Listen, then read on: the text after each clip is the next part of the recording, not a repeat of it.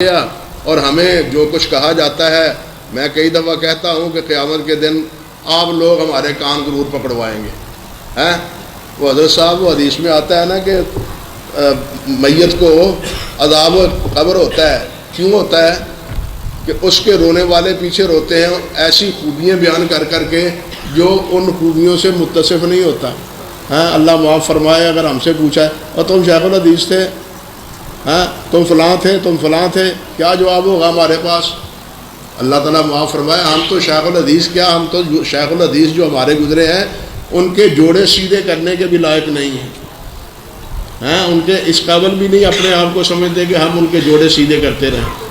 اللہ اکبر کبیرہ۔ تو یہ افراد تفریق جو ہمارے بھی اہل حدیث میں پیدا ہو گیا ہے، دیکھا دکھائی اشتہار بازی میں، اس سے ہمیں اجتناب کرنا چاہیے۔ یہ اہل حدیث کا اسٹیج ہے۔ اہل بدعت سے ہم نے یہ سارے القاب جو ہے نا وہ سیکھ لیے ہیں۔ آپ کو علم ہونا چاہیے، تنظیم روپڑ کا ہو یا اہل حدیث امرتسر کا ہو، ان دونوں میں مولوی عبداللہ لکھا جاتا تھا، مولوی ثناء اللہ لکھا جاتا تھا، مولانا بھی نہیں لکھا جاتا تھا۔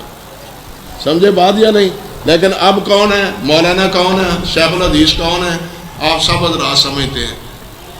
ہمارے جیسے یتیم فی العلم جو ہے ان کو پتہ نہیں کیا کن کن القاب سے نوازا جاتا ہے بھائی، ان عادات سے، اور پھر بالفضل عالم با عمل اور یہ فلاں اور فلاں، انا للہ و انا الیہ راجعون، وہ الفاظ سن کے یقین جانیے ندامت ہوتی ہے، شرمندگی ہوتی ہے اور افسوس ہوتا ہے کہ یہ ہمارے چہرے مورے کو دیکھ کے ہم کو بھی کچھ سمجھتے ہیں، لیکن ہمیں پتہ ہے کہ ہم من آمن کے بن دانم، جو جانتے ہیں ہمیں پتہ ہے۔ اس لیے ان القاب سے ہمیں اجتناب کرنا چاہیے۔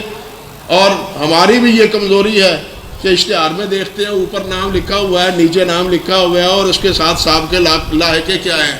یہ نفس کی چوری جو ہے نا، اس سے ہمیں بچنا چاہیے، شہرت سے بچنا چاہیے۔ میرے طالب علم بھائیو، شہرت سے بچو۔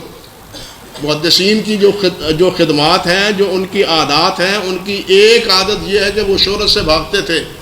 جہاں ان کو شہرت ملتی تھی وہ شہر چھوڑ جاتے تھے۔ یہ محدثین رحمہ اللہ کا طریقہ تھا۔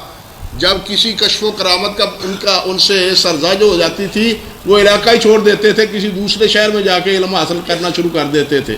تو بہرحال عرض کرنے کا مقصد یہ تھا کہ ہم جیسے کوہتا علموں کو جو لوگوں نے یہ سمجھ رکھا ہے، یہ بہت ہمارے ساتھ سچی بات ہے، زیادتی ہے۔ اللہ سبحانہ و تعالیٰ بس ہمیں علم کے ساتھ جوڑے رکھے، علم کے ساتھ تعلق ہمارا قائم رکھے، اور جتنی اللہ توفیق عطا فرمائے اس علم کی خدمت کی توفیق عطا فرماتا رہے، بس یہ کوشش کرنی چاہیے۔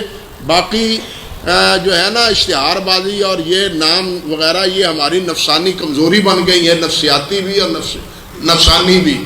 اس کمزوری سے ہمیں بچنے کی کوشش کرنی چاہیے۔ نام ہمارا تو اگر میڈیا پر نہ